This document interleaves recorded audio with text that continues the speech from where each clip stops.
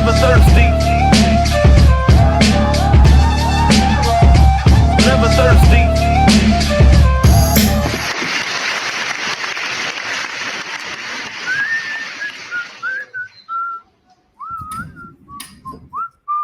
Hey, what is going on? What is there's an NFT on the screen. But welcome to another edition of Never Thirsty. Never be thirsty, my friends. I'm Stu Stone, aka Jitty Bambino, the man who always carries drinks with him wherever he goes. Not alcoholic beverages. I'm talking about like sugary, non-carbonated drinks, like the Snapple variety or the vitamin water, if you will.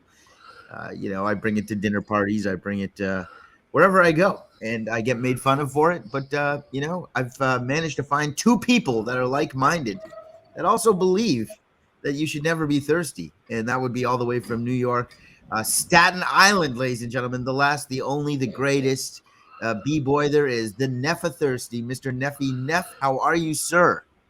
Oh, very good. How does my it looks like you're in an old kung fu flick right now. Yeah, I think there's also like a Stu logo or something like that, like right here. Do you Yeah, see this that? is all funky. But I guess maybe Maybe WireFang we'll talk about it later. and maybe WireFang is doing a little more than CBD today. But all the way from Dusseldorf is the man himself, the grower of infrastructure and cannabis and beats, ladies and gentlemen, Mr. WireFang, fanging and banging. How are you, man? Another great guest lined up for us today. I wouldn't even call him an emerging artist. I think he's doing it. He's doing it already.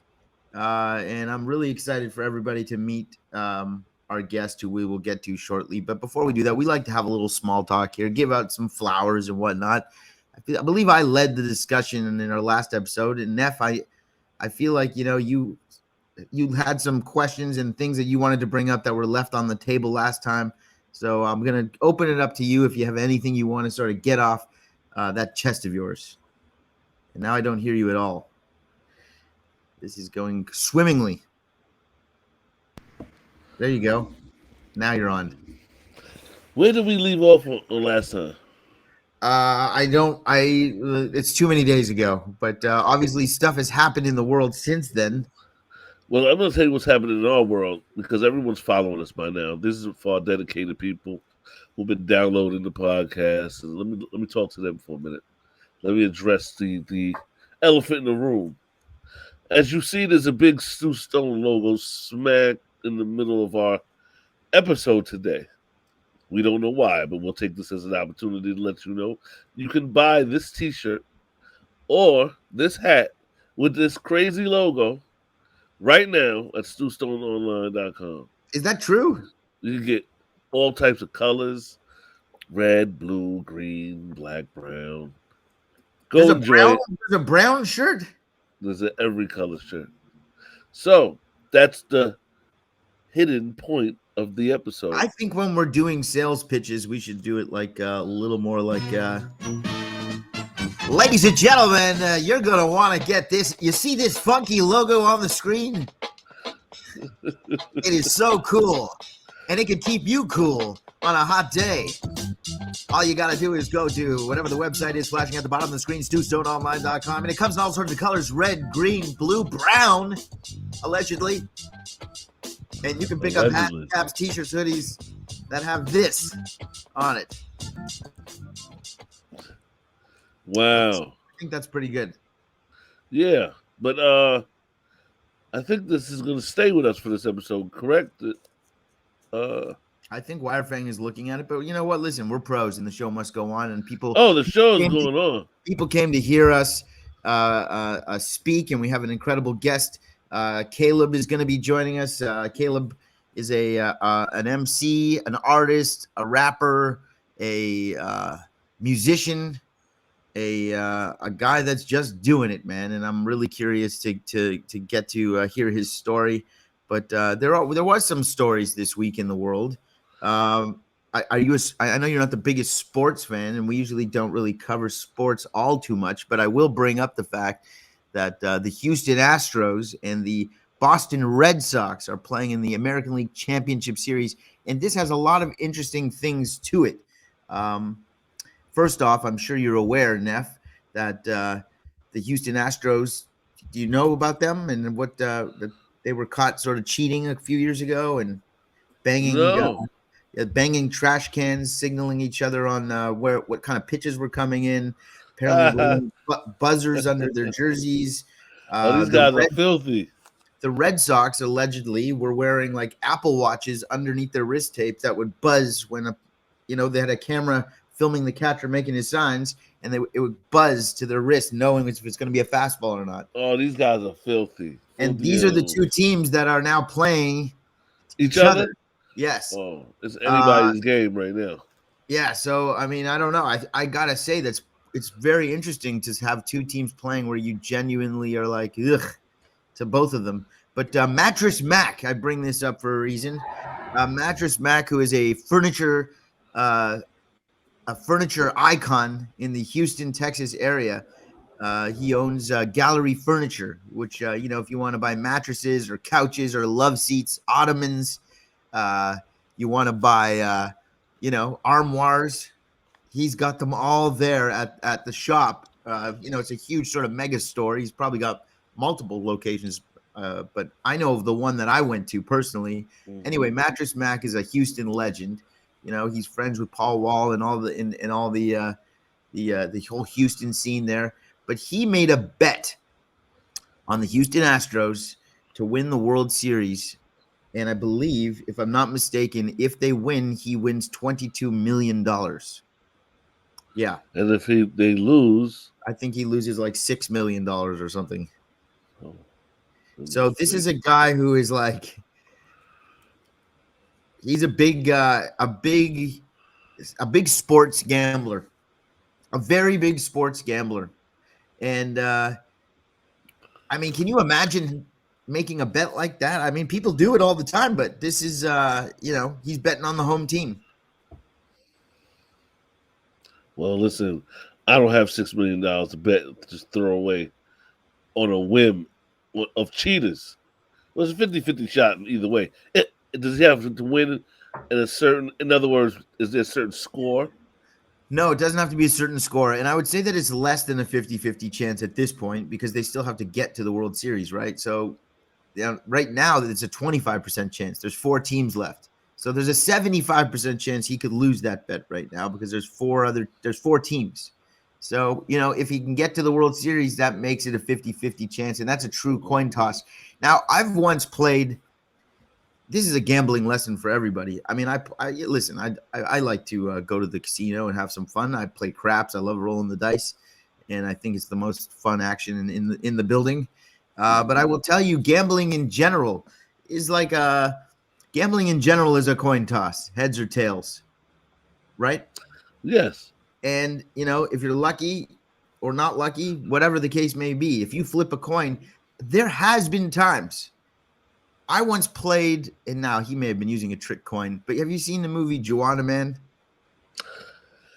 Years ago, I wouldn't be able to remember a scene. Okay, well, Miguel Nunez is the guy from the movie. He's a very funny actor. I was doing a project with Miguel, and he likes to gamble on anything. Like, how many sips do you think she's going to take on that drink?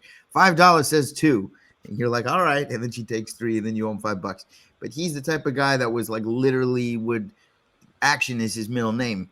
And he would come up to me and be like, hey, let's do a coin toss for $1. And I'm like, okay. He's like, call it in the air. I'm like, tails. Comes up, heads. I owe him $1. He's like, double or nothing. I go, tails. He goes again, $2. He's like, double or nothing. I'm like, sure, $4, $8, $16, $36, whatever it is. I end up losing this coin toss 11 or 12 in a row to the point where I now owe him hundreds of dollars, right? And then he stops. He's like, oh, okay, we're done. And he made me go to the ATM and pull out the cash and pay him, which I did. Now, I don't know whether he was using a trick coin or not, because I was like, because I was calling it in the air, and I was determined just to keep calling tails. Yeah, the Apple coin. But I will say that like it goes to show you, even when you're playing in a casino, if you're playing blackjack or one of these games, you could, theoretically, you shouldn't lose 11 in a row. Eventually, you should win one hand. So it's like there are the people that lose a hand, then they double down and keep doubling down until they break even. And then they go on a cold streak, they lose 11 hands in a row, 20 hands in a row, they're done. And then, and in a casino, it's even less than a 50% chance now, because like let's look at a game like roulette. So roulette has black numbers and red numbers, right? Right. So if you bet black or red, you should have 50-50. It's either going to be black or it's going to be red, right? Right. Well, it's actually less than 50-50 because there's also 00 and 0, which are green. So that takes the edge slightly in the house favor, and it's not 50-50 anymore. Listen. Am I breaking it down too much? Am I getting too wild? No, listen, you're doing good. But gambling is a bad thing. So all the people listening, gambling is terrible. Well, listen, it's bad if you could become addicted to it. The worst thing you could do the worst thing that can happen to somebody with gambling is for them to win. That's like the worst thing that could happen to them, because win now more than once. If you win, now you felt it and you know that you could do it, and now you're going to be chasing that win again. Forever. And that's the worst thing that can possibly happen to you. The best lesson you can learn is gambling is to just lose the first time and just be like, okay, I learned my lessons. You know what? Speaking of sports, they're trying to make somebody take a vaccine. Who was that? Kyrie? Kyrie, yeah. How you feel about that? Should he take it? Do you feel the way Stephen A. Smith feels? What did he say? Oh, he went in. He was he mad, or was he I think he feels like I think he's against Kyrie 1,000%. Yeah, feels like he should take the vaccine. I mean, it's a very feels like that. I mean, listen, if I'm going to be completely honest with you, people should take the vaccine. Like, let's just get that out in the open. Mm-hmm. Like, that's the first thing that I'm just going to say. Like that's what side of it I'm on.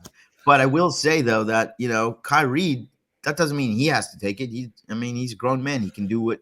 If he doesn't want to take it, then don't take it. But then you're on his side. Then employer that requires you to take it, or you work for a team that travels and goes to different cities and are in arenas with lots of people where they're requiring double vaccination just to enter the building, then you're not going to be able to enter that building. So that's going to be, listen, at some point, it's a dollars and cents decision for most people. But for Kyrie, he's made a lot of money. He's made a living. So maybe he doesn't need the extra 8 million or whatever it is. Or maybe that's, he's playing a different game of math than us. But he can afford to not go if that's what he wants. For me, jab me in the forehead if it meant that I was going to be getting millions and millions of dollars. But I'm not Kyrie's accountant, so I don't know. I'm assuming his financial situation is probably incredible. And he doesn't have to take the vaccine if he doesn't want to. But he also has to understand that private businesses can also have the right to not let him go in their building if they want. It's like, and he can walk in public, but when you're talking about a private building, any private building can listen. No shirt, no shoes, no service. Yeah, no, listen. So you're kind of on his side in a way, and not on his side in a way. I mean, I'm sort of sitting on the fence, but I'm leaning on the side that he should just get the vaccine and play basketball. But again, I'm not his doctor. I don't know if he has medical conditions or what his fears are, or I've never spoken to Kyrie.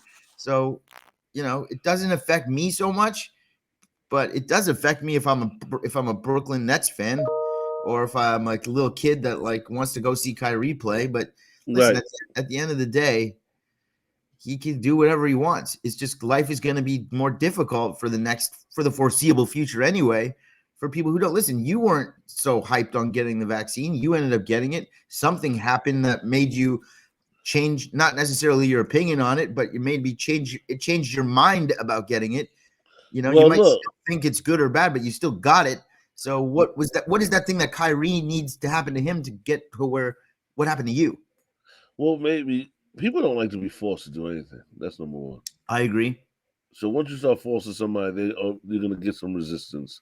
It's getting crazy out here with the the arguments I'm seeing online between friends. Yeah, for sure. Like It's been just like that for the last like 6-7 years. It's like been crazy.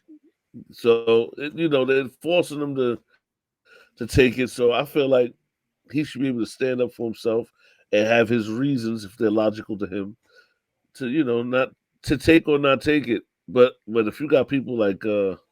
Smith going in on him for that, I think that's wrong because that's your Listen, body. if you were coming from Mr. Smith's, I'm just putting myself in his size 12 and a halves. Just guessing. I don't know how big his feet are, but putting myself in his shoes, I would say that he's a basketball guy. Obviously, this affects his world, and Stephen But A. does Smith, it? it kind of does. I mean, listen, he wants the No. best teams to be out there and the best players to be out there. Maybe, I don't know. His job is to commentate on just them playing. To be talk about them Well, he's playing sort how of they like an play. op-ed guy. He gives opinions. He's like more of a Right, that's the extra. That's you're giving me yeah, some extra stuff now. yeah. You're giving me extra. So your extra maybe not be needed when someone got to stick a needle in their arm. We don't need your extra on that. Was it a It's my scary? arm. Was it a scary needle when you got it? No. What Did does you that have even to do with did, anything? did you even feel it? I'm just curious. Did you even No, feel it? I didn't feel Because it. I didn't either. It's like No. they were like, okay, and I'm like, okay, and they're like, no, we did it, and I'm like, what? It already No, happened? it's not one of those type of needles. It's No, it's not very like it's not like yeah. it's like a little. No. It's all right. So but that's listen. If is that a signal for us? Do you hear that noise? No, that wasn't a signal for us. Okay. Um I say this. If you're gonna take it to make money, if you're gonna take it, whatever you need to take it for, you should have that decision to take it. You should be forced to put anything in your body. Because having a vaccine doesn't make you less contagious, correct? In other words, if you have COVID, you can still give it to someone else. It just helps you out personally. Well, it also helps out everybody because if like less How? people are going to the hospital, then that's good, right? Because there's people who need the hospital for things other than COVID. Okay, but as far as you giving someone COVID, I don't think, and I'm not sure about Yeah, I'm this. not an expert, but from what I understand, and that could be wrong, it could be right. I'm pretty sure that you can still get it and you can still give it. It's not 100% guaranteed. It's like 70% chance that you won't get it, which means there's a 30% chance that you will get it. That's still very high. Back to baseball, if a guy hits 3 times out of 10, he's batting 300, he's a Hall of Famer. So COVID still has Hall of Fame type chances to get to you, even with the vaccine. You But know at what we least should you do? have, at least you have increased protection against what could go wrong. We should get a doctor on our show. We could. That's what we should do. And ask some of the questions because a lot of times, me and you talk a lot of good stuff at the beginning of our shows, and it would be great to have a fact checker on deck to really Sure. I mean, listen, educate some you of can these get people. WireFang to line up a doctor. I'm more than happy to talk to one. But at this point, everybody's seen that conversation, but maybe not the one that we would have with the No. doctor. So that's Don't interesting. assume that. Do we You have have a guest? Is our guest here? Our guest Oh, is here. We should, but let's see what he thinks about this. Let's bring him into the show, ladies and gentlemen. An artist, an entrepreneur, and a guy who spits fire. His new song is called "F.U." Or it's a song that I don't know if that's his new song, but that's the one that we've been bumping, featuring our very own WireFang. Please welcome WireFang. Mr. Caleb Brown. Where's Caleb? There he is. What's going What's on, up, guys? brother? What's up, Man, Caleb? what's happening, man? I'm good, man. I'm good. How y'all? It's nice to meet you, man. Nice Fantastic, to brother. meet you. Likewise. I mean, before we get into your story, I don't know if you heard what we were talking about before, but are you familiar with this sort of Kyrie Irving situation? Yeah. I've been hip to it. Yeah. So what do you think? You think that he should get jabbed and go play basketball, or what do you think he should do? To be honest, man, I feel like this. I don't think he should be forced to do something he don't want to do. Mm-hmm. For one, I think that's everybody's, just human right to do whatever the hell they want to do with their body. For one, but I say, what if he just got tested before every game. You know what I'm saying? Like, would that could be the same as being vaccinated? That we know, okay, every night he's going out there and play, he's testing negative. You know what I'm saying? Because you got guys who's vaccinated and still are carriers and spreading it. Right. So I mean, I think the issue with that might be, and that, you know,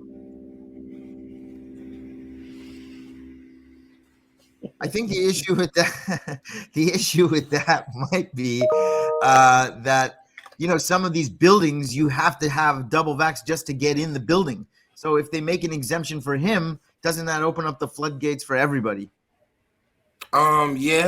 yeah, a little bit, but I feel like if they just know how to control his outburst and you know how he portrays it in the media, it shouldn't be that bad. If they allow him to do that on the slick, like, okay, look, you can do this, but you can't say nothing about it, man. Look, make him sign an NDA. Like, this is business at the end of the day. Yeah. So, you know, I mean, there's all kind of ways and loopholes. I hear you, man. Let's talk about you. Enough about Kyrie. So where are you from, Louisiana, or are you?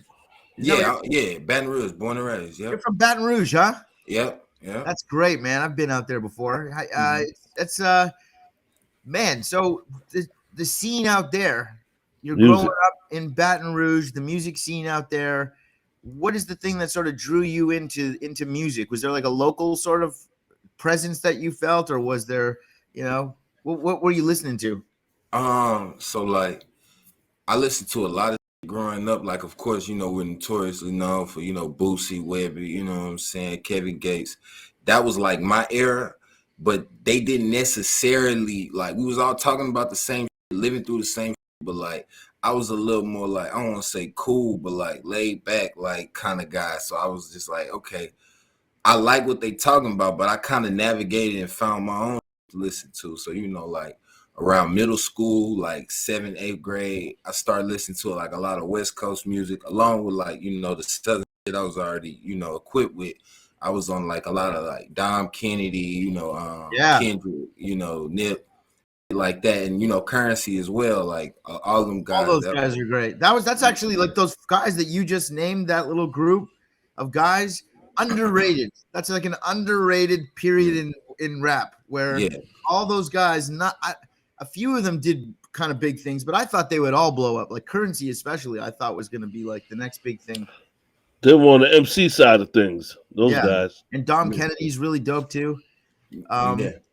So at what point were you like, okay, I want to do this? Like, you know what I mean? Were you like rhyming in school? Were you like? Of course, like I've been rapping forever, but it was like around 9th grade, everybody got that story. You know what I'm saying? They was playing sports, you heard me, whatever. Nigga didn't make the basketball team pretty much. So what I decided to do, I decided to just pick up rap and talk about my life. You know what I'm saying?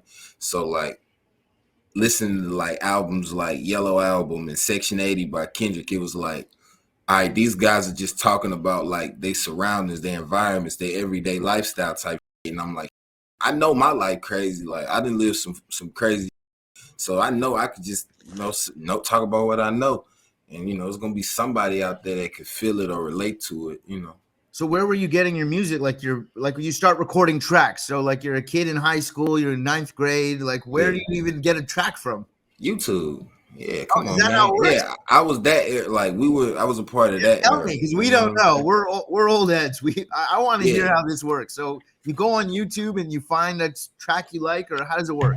All right, so back then, like I said, all those guys, they music, like all you would go in and do is like, all right, I want a song that sound like I don't know, something off Section 80. So I go Kendrick Lamar type beat, a Currency type beat, or Dom Kennedy type beat.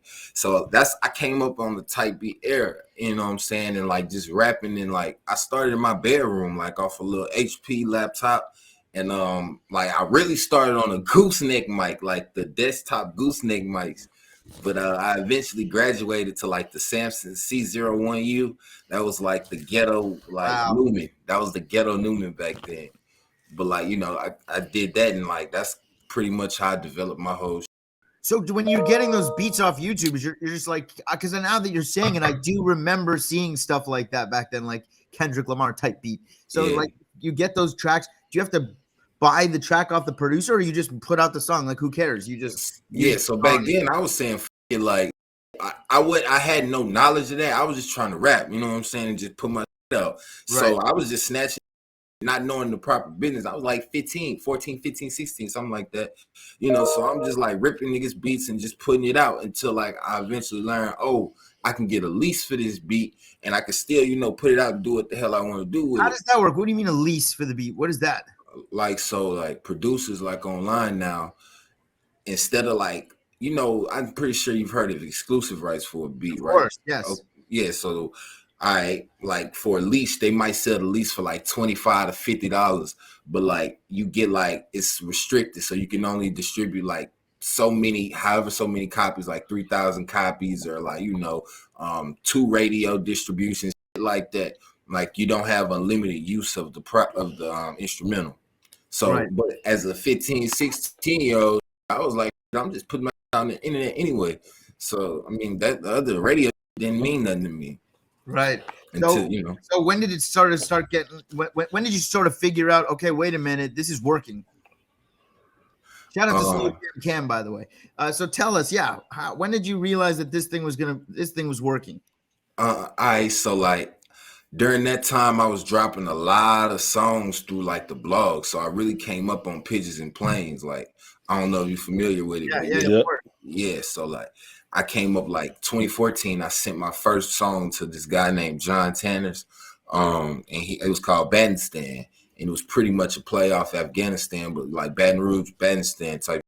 So like I was just describing on like all the shit that was going on, you know, the Brave Team, the scat shit like that, like, and it was just like I guess he had never heard like a kid from Baton Rouge talk like that or describe my surroundings the way I did, because Yeah. I was at the time I was like 15, you know what I'm saying? You were painting a different picture than he was imagining. Yeah, exactly. And like I said, you know, our prior kings was Boosie Webby, you know, so it was they when you think of Baton Rouge, you thinking of a certain dynamic Smell. already. Yeah, Yeah. certain style, certain dynamic. You're not thinking about, oh, it's You a were kid coming in on. that. You were painting like thought-provoking pictures. It wasn't just like you know, Mhm. rap. What you're saying? Yeah, but it was still some like young people could get down with. You know what I'm saying? Like it was Right. jamming type. I don't know if that makes sense. Like it Right. wasn't like I was preaching. No, it does. Authentic. Authentic. It's Yeah, authentic. yeah, There's certain guys that you can listen to, and even a guy like me, like, I'm listening to the newer generation of music. There's certain guys that I hear and I'm like, okay, that sounds legit. Like that guy's real. What he's talking about is real. And yeah. like, you can just sort of tell that there's certain guys that just have that authenticity. And I think that's very important, especially in music, and in hip hop, which is an art form where you're telling stories about Baton Rouge and some other guys telling stories about LA and some guys telling stories about San Francisco or whatever. It's like the authentic experience is what people are truly after. I think it's more so than, like the party records, which we all love, but the real stuff that an artist is defined by, I think, is what you're talking about. Right, Yes. right. Do you agree with that? Absolutely, and like that was kind of like the whole like process behind my new album I dropped earlier this year. It was titled Nevea, a memoir. It's basically heaven spelled backwards. But Oh, like, yeah, it was that's pretty cool. it was some interesting like. I caught part of the inspiration from Scarface. I don't know if you ever heard the Fix album. You got Of a record course. called Heaven on there. You know what I'm Yeah. saying? If you haven't heard it, go check it out. It's a real dope, real dope record, real dope concept. But nah, like my whole shit was like describing like a real experience in my life and not making it too fast. Like, you know how you listen to albums and it's just like, oh, all like climax.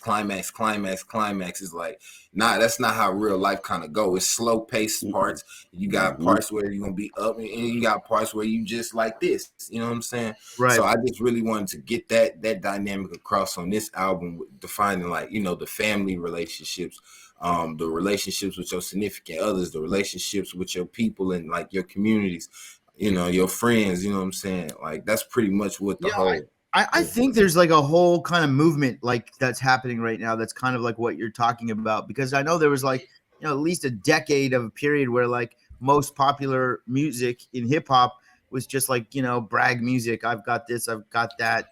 I'm driving this, I'm spending that, and I'm banging this person, et cetera, et cetera. But now I'm seeing there's like more honesty that's breaking through, where people are talking about real stuff, like what you're saying, like, I mean, I'm not saying I'm trying to put on like a depression record, but there's a lot of depressing records out there. You got Logic out there doing that too. Yeah, a lot of sad songs, a lot of, and not just like, my friends are dead, like, inner thought type stuff. And there's a lot of honesty, and the storytelling is sort of changed. And there's sort of like this sort of, I hate to say, like there's this Bob Dylan sort of era of hip hop happening right now, where it's like these sort of poetic storytellers are sort of coming to the forefront. And I would say maybe Kendrick is one of the flag bearers for it, because you mentioned him. Right. But is that sort of where you want to? Is that sort of the flag that you want to wave?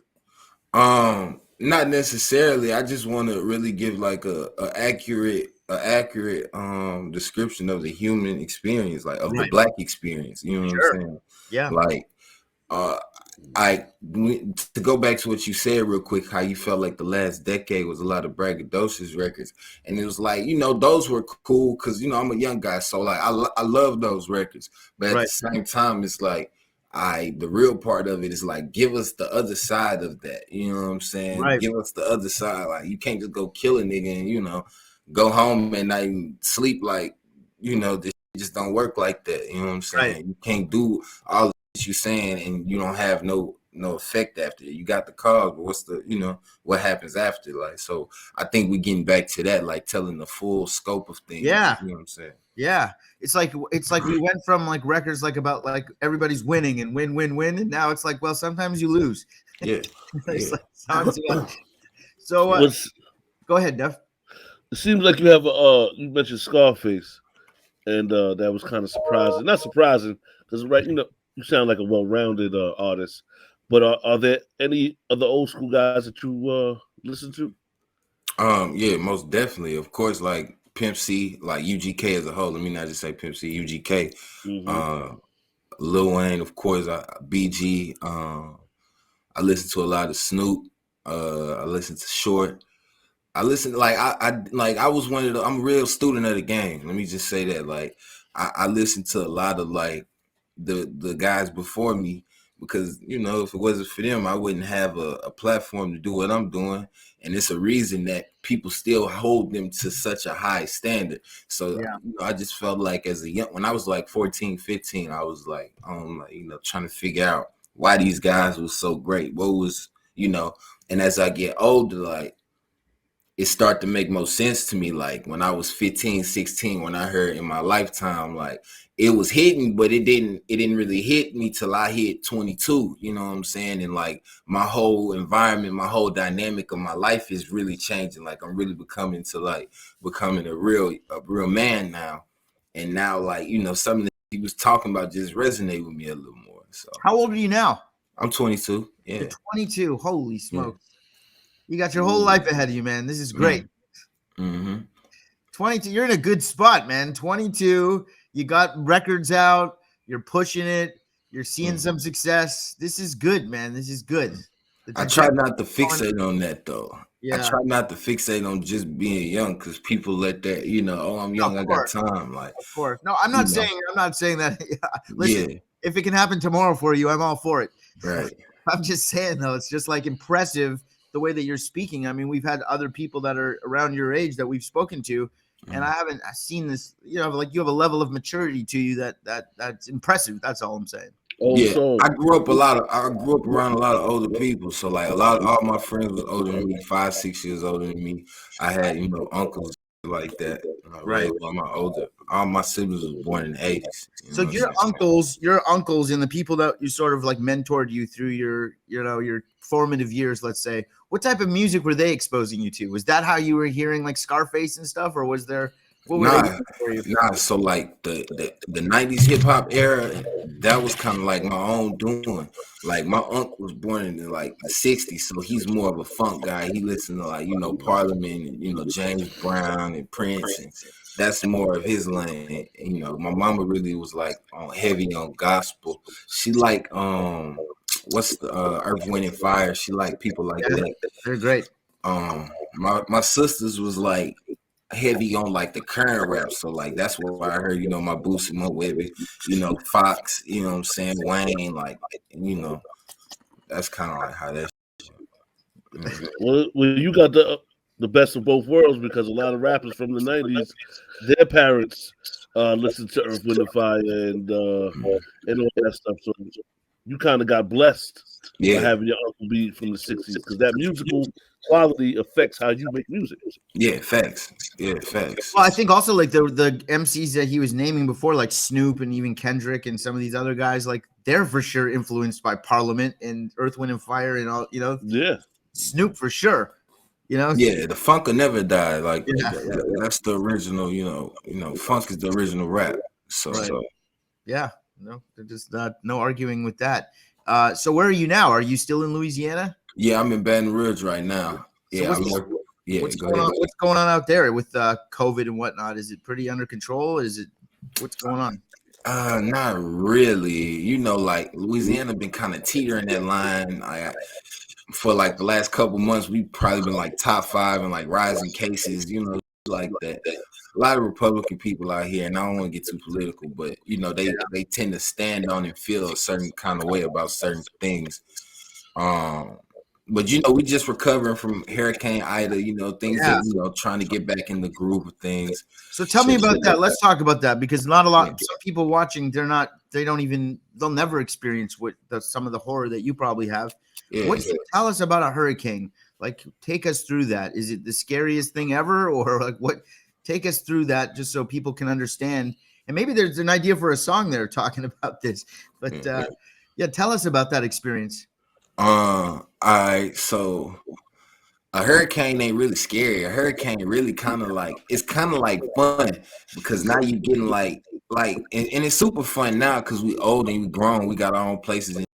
So now it's like friends might hook up together. Oh, all right, what you bringing over there? All right, I'm about to go get this. Woo, woo, I'm finna go get some foods for the grill. Woo, woo, like that. You go bring the flashlights. Woo, woo. We about to go get a zipper weed, 2 zips a piece, like that. So, cause just in case the lights go out like that, like we just gonna be jokes and bad. The biggest thing for us though, when it comes to that, is the rain. Like hurricanes usually don't come with a lot of rain, but as of recent, like we've been getting a lot of flooding. So like the wind and that's gonna be all right. It can test shit up, but once it starts to flood out here, that's when we start having the issues and the problems because like majority of the city probably would flood. You know what I'm saying? Wow. And so when you say flood, it's like up to your knee or like yeah. Like I don't know if y'all remember, like in 2016, like I actually talked about this on my new album, the song called "The Eye." In 2016, we had like a major flood. Right. I was like a senior in high school at this time, and like the apartment complex I lived in, it was like 2 stories, but the water, it pretty much flooded out damn near to the second floor. So by the time we evacuated, like I kid you not, like the water was like, let me see if I can stand up a little bit. The water was like right up here to me. You know what I'm saying? I'm standing straight up. You know what I'm saying? And like this is all a real story. Like I had my nephew on my shoulders, and my sister, baby daddy at the time, my niece's father, he had her, and like we was trying to just pretty much get out of there.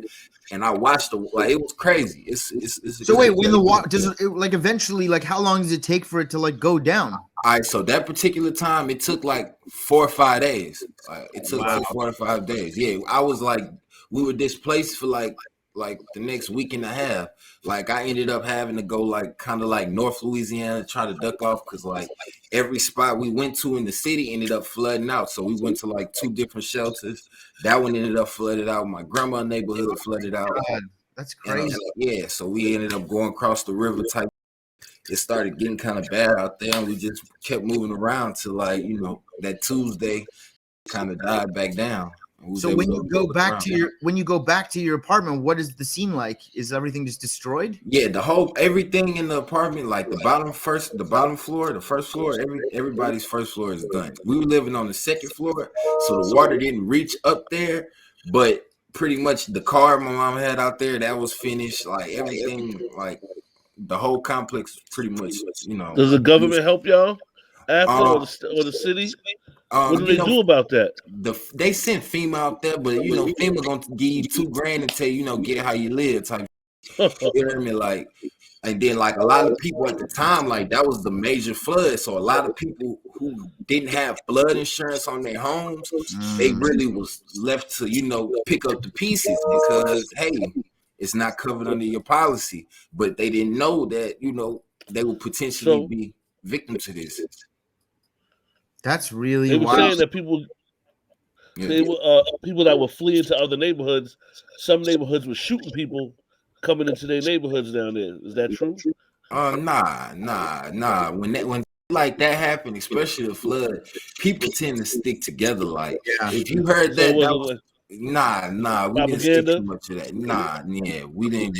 I'd like to think that at the end of the day, there's still human compassion for each other. Like when the things are at their absolute worst, everybody's sort of got to come together, like whether they hate each other or not. It's like you got white people coming to parts of where it's pretty much all black in boats, like helping people get up out of there. You know what I'm saying? So when like that happened, like we pretty much stick together. Oh, that's good to hear. Yeah, I'm really like getting, it's emotional to think about what you went through. You go back there and I can just imagine the smell and the feel and the vibe. It's probably awful.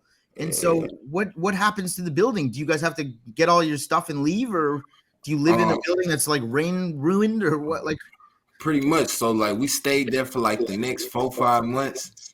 Then we your senior year of high school. Yeah, this is my senior year of high school. But like shout out to that flood because of that, we didn't have like the senior, how like at the end of the year you got the senior project, the big, we didn't have that. So like that was pretty much like obsolete. Every like big test we had that year, they just canceled. They was like they done been through enough, starting this shit off. So that was a smooth senior year. And I only had 3 classes, so that was a smooth year, Has the community sort of, it's now like 5 years later, is there still sort of evidence of all this happening, or has stuff been cleaned up? You got parts that's still, down, but majority of that's been, rebuilt. Majority of that's been rebuilt.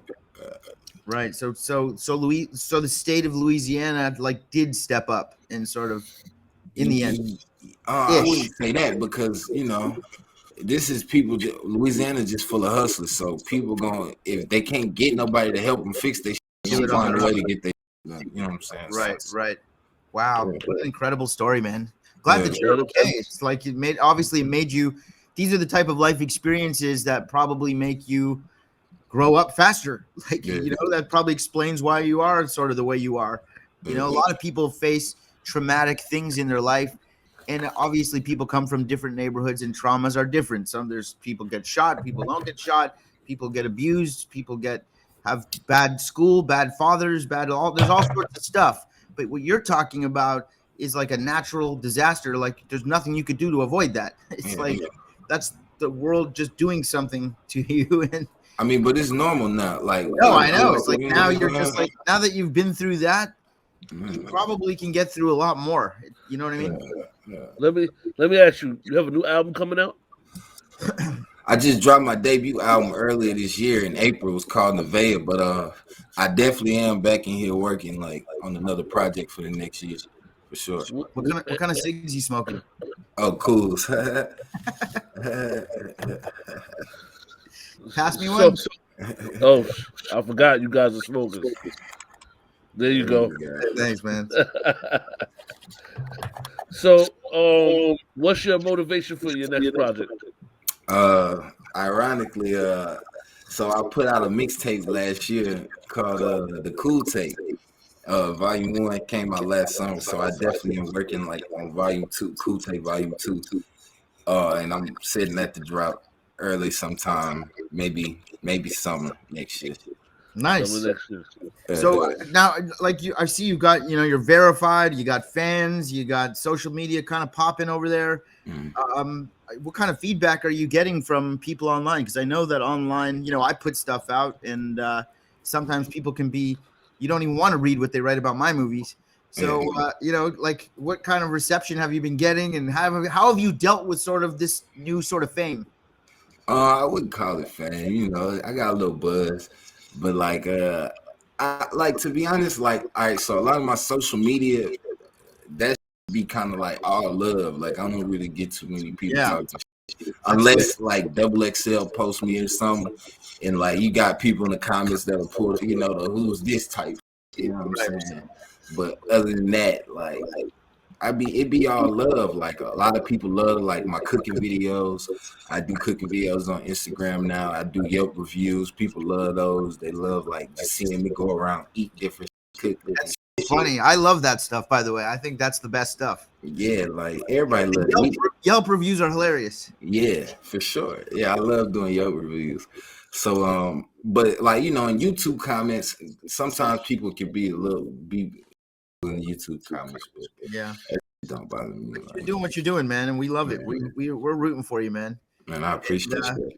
We'd love to check in with you again, and especially when you're ready to put out your new mixtape and you want to come promote it, and we can talk more. That would be incredible. But in the meantime, people can follow you on. Tell everybody where they can follow you and where they can get your music. Yes, sir. So you can follow me on Instagram at CalebBrwnn. That's Caleb Brown. I'm working on it.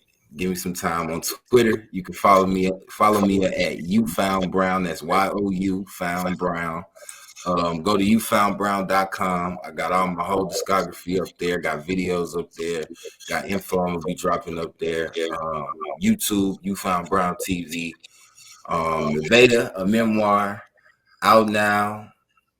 22, and he's already got a memoir. This guy's Nevada, memoir, out now. Shout out to my guy WireFang. Yeah, out now. Go jam that. Perfect.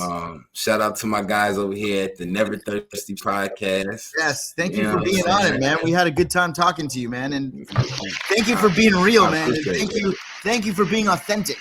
I appreciate it, man. I appreciate that. Keep that up for sure. Yes. And look forward to meeting you and talking to you again in the future, man. Best of luck. We're rooting for you, man. Good luck. No doubt. I love. Appreciate it. Right. That's Caleb Brown, everybody.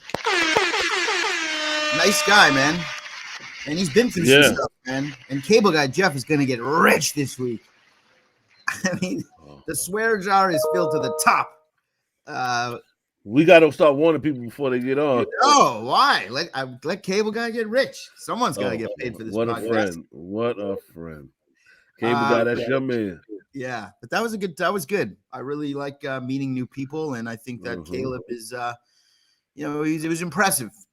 Just speaking to him, and he's not a dumb guy, and not that I thought he was going to be a dumb guy, but I'm saying the way he sort of got he has an awareness to it, related to us. He kind of dropped the right names that made both of us be like, he was dropping some old school names, and we were both like, oh, we're not used to hearing these names come from young artists. No, and it was really cool to hear him sort of, he's got a pretty good grasp, and he smokes cools. How can you go wrong? I don't think I know anyone who smokes cools. Well, you do now. Caleb Brown. Shout out to Louisiana. The flooding. It's really interesting to hear. That was really interesting to hear that story. I'm, not on an entertainment side, but on just like a telling, he kind of put me there, and it was scary. That sounded awful. And, if he can somehow, and he's already doing this, but if he can tell stories the way he sort of told that story in his music, I think he's going to do great, and he's already doing great. So anyway, I see him in the future being a big timer, like big timer, like BG and no, big time, big timer, like a very successful artist. Yeah, of course. There's another artist though that he reminds me of. He doesn't sound like any of these guys, but do you listen to Logic at all or no? I know who Logic is. Yeah, he's very he talks about his life. Yeah. Very descriptive. one of the best to me out there. Yeah, I mean, there's been, I have a buddy named Decisive who's a Canadian hip hop artist that sort of was doing that style like 10, 15 years ago, even talking about his father's alcoholism and depression and just like real stuff, right? But now, even with Juice World, who's passed away, but there's a lot of like emo sort of rap going around right now where, very emotional rappers are emotional now in their music. But you know what? There's a way to do it in a not kind of tacky way. But I don't think it ever went away. I just think mainstream stopped putting a light on it. But there's always those type of rappers. Because I think about for the last 15 years or so, there's always somebody I could think of, whether they were speaking about their lives. Got Kendrick, got Logic, right? That's two already right there. Got J. Cole. Yeah, right? That's a good one. You even got I would say XXX. Sure.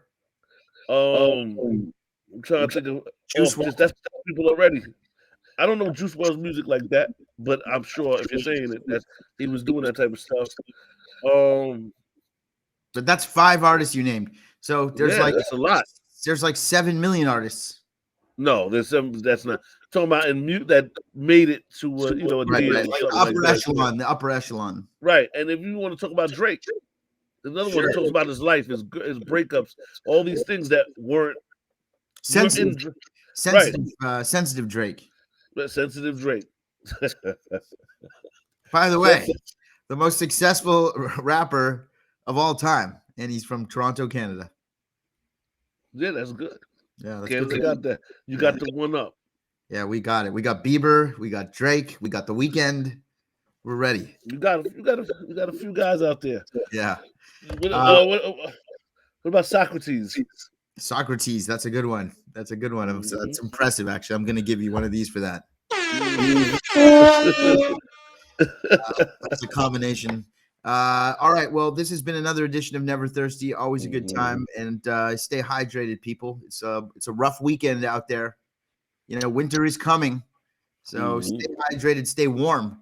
And Neff, hopefully you have a great weekend, and I'll speak to you at the top of next week. And WireFang Dusseldorf, he's going to be appearing this Saturday night at 1700 hours at Bob's Gentlemen's Club in Dusseldorf. You want to promote that, WireFang? You're good with that? But he's going on at 1700 hours. That's like 5 p.m. That's not the best. Is that the good time slot at Bob's? It's got boobs.